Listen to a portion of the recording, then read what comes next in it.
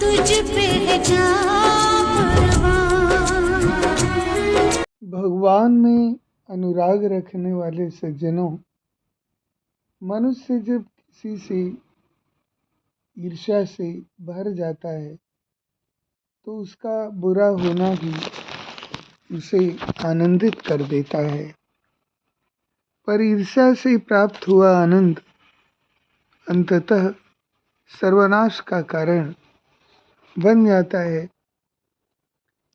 वर्णन आता है कि युधिष्ठिर के नगर का निर्माण जब पूरा हो जाता है तो महाराज युधिष्ठिर दुर्योधन को आमंत्रित करते हैं।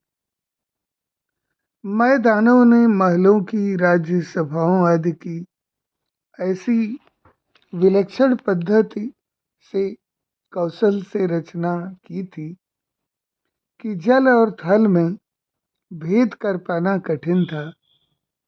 दुर्योधन महल दर्शन के लिए निकला तो उसे एक स्थल पर ऐसा लगा कि सामने जल है, वस्त्र भीग न जाए, यह सोचकर उसने अपने वस्त्र घुटनों तक ऊपर उठा लिए और सावधानी से चलने लगा।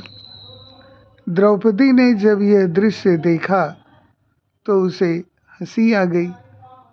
दुर्योधन थोड़ा और आगे बढ़ा तो उसे लगा कि अब आगे तो थल है, अतः वह निश्चिंत भाव से उधर बढ़ने लगा, पर वहां तो जल भरा हुआ था, अतः वह उसमें गिर पड़ा।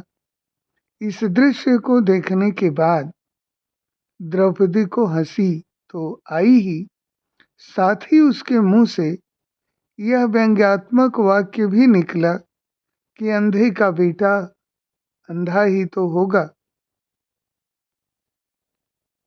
दुर्योधन के मन में पांडवों के प्रति बैर भाव तो पहले से ही था।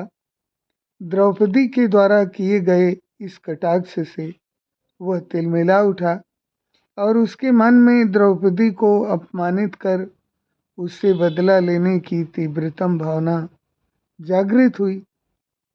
फिर वर्णन आता है कि दुर्योधन के साथ दूत क्रीड़ा में युधिष्ठिर द्रौपदी को हार जाते हैं।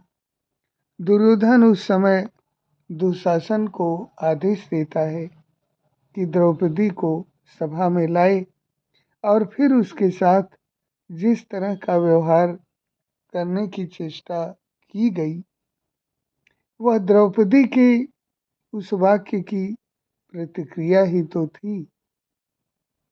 यद्यपि द्रौपदी की व्यंग्योक्ति अनुचित थी ही, पर इसी कारण से दुर्योधन की प्रतिक्रिया को भी उचित नहीं माना जा सकता।